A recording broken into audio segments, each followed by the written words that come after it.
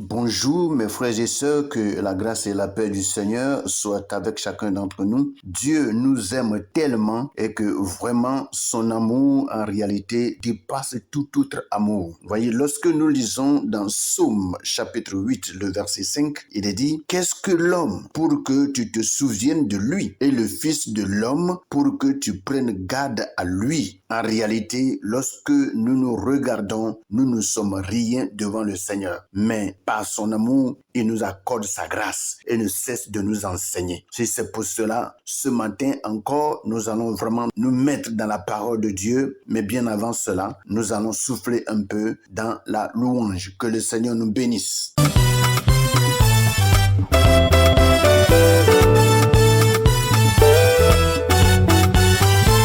Aïe aïe aïe, Jésus est bon, Il est bon. oh Jésus est bon, Il est bon. oh mon Rédempteur est bon, Il est bon. Jésus est bon, Il est bon. aïe aïe aïe il est, Aïe aïe aïe il est. oh aïe aïe aïe il est bon, Aïe aïe aïe il est. aïe aïe aïe il est, Aïe aïe aïe il est. oh aïe aïe aïe il est bon, Aïe aïe aïe il est bon. aïe aïe aïe Jésus est bon, Il est bon. oh Jésus est bon, Il est bon. oh Emmanuel est bon, Il est bon. oh Jésus est bon, Il est bon. aïe aïe aïe il est bon, Aïe aïe aïe il est. oh aïe aïe aïe il est bon, Aïe aïe aïe il est. aïe aïe aïe il est, Aïe aïe aïe il est. oh aïe aïe aïe il est,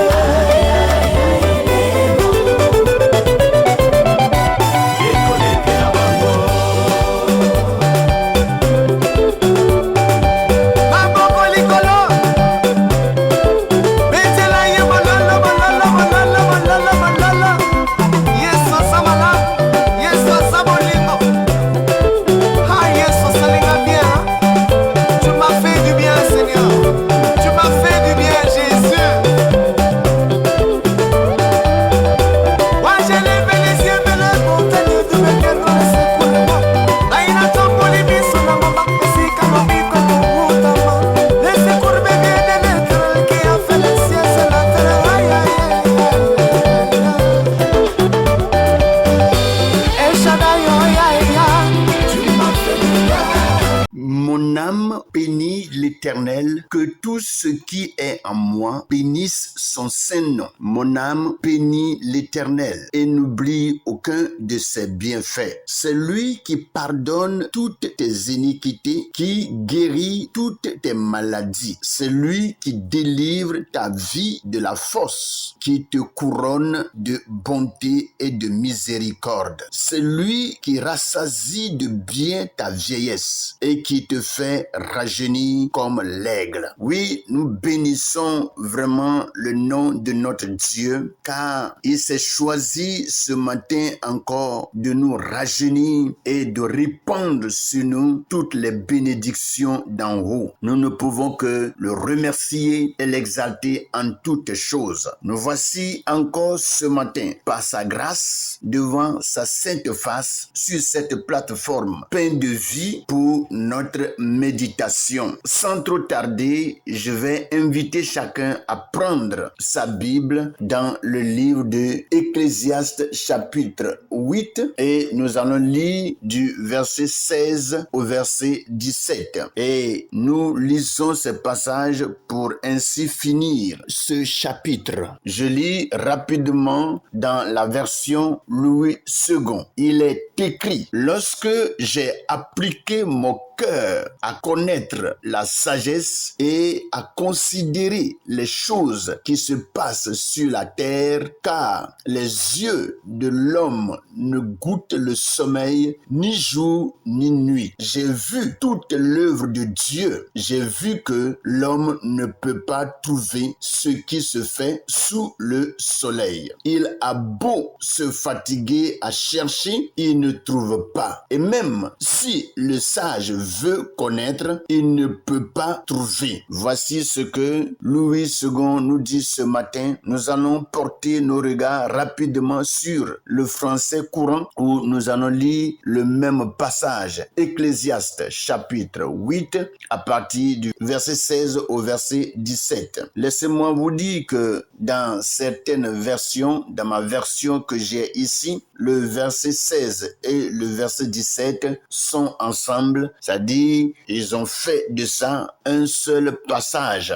mais on peut quand même dissocier cela pour que la méditation puisse être bien faite, pour que nous ayons plus de détails dans notre méditation ce matin. Alors, dans le français courant, il est écrit au verset 16, « Je me suis appliqué à comprendre comment on pouvait être sage et j'ai observé attentivement les occupations des humains sur la terre. J'ai constaté que même en restant éveillés, nuit et jour, nous ne pouvons pas découvrir comment Dieu agit à travers tout ce qui arrive ici-bas. Les humains peuvent bien se fatiguer à chercher, ils ne le découvrent pas. Même si le sage affirme qu'il le sait, il n'est pas capable de le comprendre. Voici ce que Salomon nous dit ce matin par ces deux versions que nous venons de lire. Alors, nous allons profiter de l'occasion, retourner rapidement à la version Louis II pour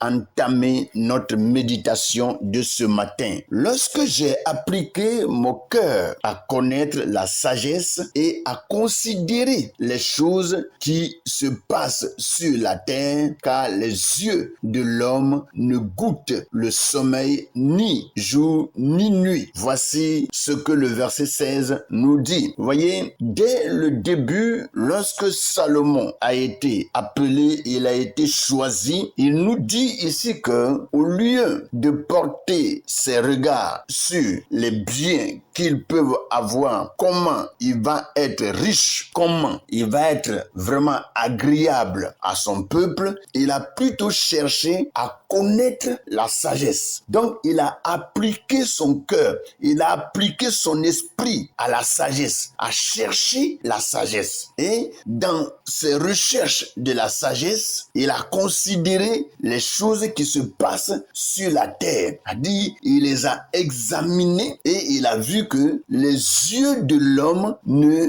goûtent le sommeil, ni le jour, ni la nuit. Donc, il voit que l'homme est en train de chercher quelque chose, mais qu'il n'arrive pas à attraper. Et qu'est-ce que l'homme cherche en réalité? Nous voyons ici que dans le français courant, il nous est dit clairement que je me suis appliqué à comprendre comment on pouvait être sage. Et j'ai observé attentivement les occupations des humains sur la terre. Donc, Salomon ici a observé les occupations, c'est-à-dire ce que l'homme fait sur la terre. Et il a vu que l'homme étant occupé cherche en réalité quelque chose qu'il ne trouve pas. Alors, il continue et il dit, j'ai constaté que même en restant éveillé nuit et jour, nous ne pouvons pas découvrir comment Dieu agit à travers tout ce qui arrive ici-bas. Vous voyez? Donc, l'homme veut en réalité connaître comment Dieu agit. Mais est-ce que l'homme peut parvenir à cela? Je ne crois pas. Et Salomon nous donne en réalité même la réponse dans ce texte. Et dans Louis II,